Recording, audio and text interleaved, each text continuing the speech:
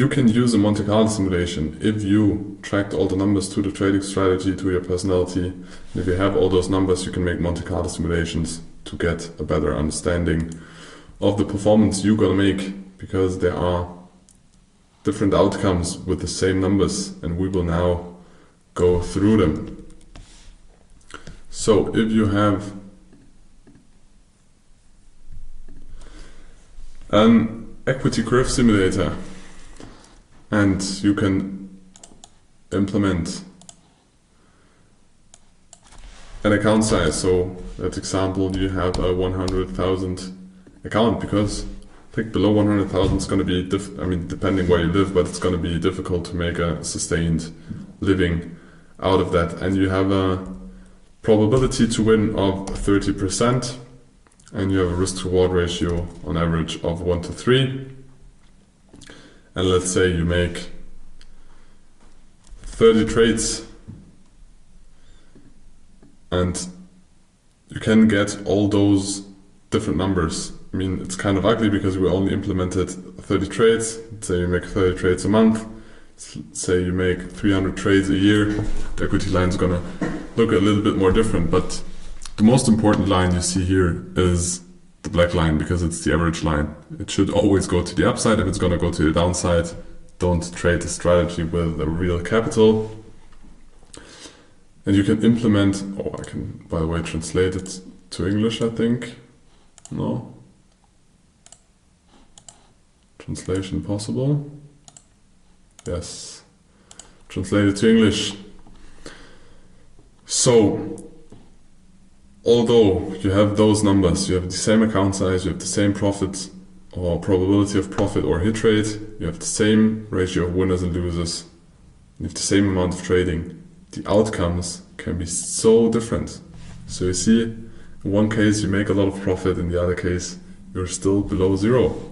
But this is possible. You have the same numbers, and it's always about the long term. And people, it's about 300 trades. People start to mistrust the strategy after 30 trades, after 50 trades. Trading is a long-term probability game. You need to stick to that long term. In this case we also risk 1% per trade, which is, in my opinion, way too much. So if we adapt this to 0. Is it possible? 0.1?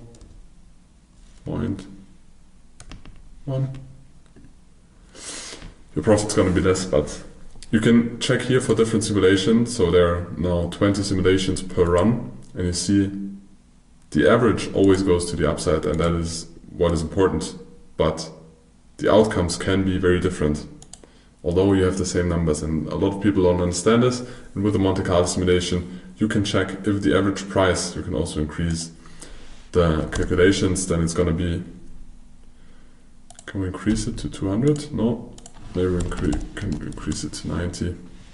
So you see, the more simulations to make, the more details you get on your average line, the more steady your average profit's going to be. But you will create one of those lines, because like this, like this, like this, all those can be the different equity curves you will create depending on the same numbers of your strategy. Realize that it is important. A lot of people don't, because they think, oh, now I have my numbers, and now all the equity curve, I know exactly how my equity curves are going to be that I will create, and that is simply not true. So go to this website, Iondo Equity or Equity Curve Simulator, and then you can play with those numbers and create an equity curve you wish for, but most likely you will not create it, because you always want equity curves like this, but they are unrealistic, because for that you need an edge that is very rare and that is very good. If you find one, don't tell somebody, or if it's a small edge, if it's an edge in a big market, of course you can share it with us, would be nice, but play with the website and understand the numbers, and then continue to the next part.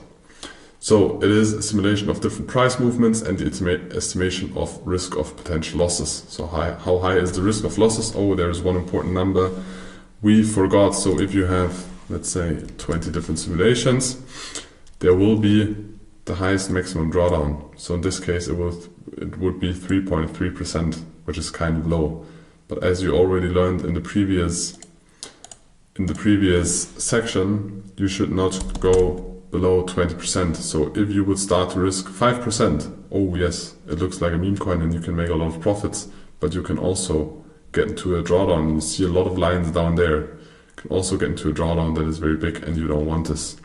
So in this case, we risk 5%. What happens if we risk 1% per trade? We have a 24% drawdown, kind of big, but acceptable, but I will still go lower, maybe to 0.8%.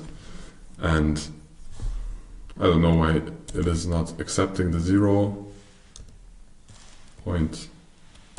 It's always jumping back. So we have a maximum drawdown of 14%. I think that's acceptable for most people. And in those simulations, you will also see the number of losses following a loss. So you have 17 losses in a row with a hit rate of 30%. And that's going to be tough. Because 17 times you invested time, you made a financial decision, and then you lost money. And this is going to not be an easy time, and it's not going to be easy to stick to the strategy, but you should and you need to stick to the strategy. Because otherwise you're going to start strategy hopping, and then all those numbers are fucked up, because then you have a different strategy, and then all the numbers change, and you change.